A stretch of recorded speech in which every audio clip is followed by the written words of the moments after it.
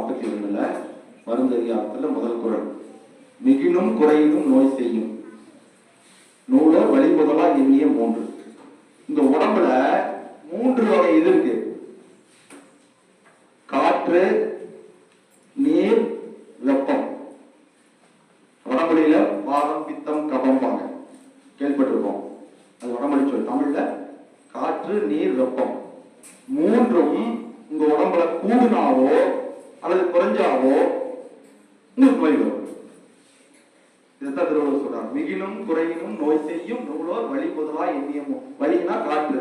அந்த வழியில காற்றுல தொடங்கி நீர், வெப்பம் இந்த 3 குறைஞ்சாலோ கூடுனாலோ உங்களுக்கு நோய் வரும். இது மாணவர்களாக உங்களுக்கு மட்டும் இல்ல, ஆசிரியர்களுக்கும் சேர்த்து தான் சொல்றேன். கண்டிப்பா இது பின்பற்றினீங்கன்னா உடம்புக்கு நல்லது, சட்டப்பைக்கு நல்லது.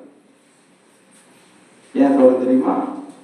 தம்பி சொன்னாரு, உடம்பு சரியில்லை ஆஸ்பத்திரிக்கு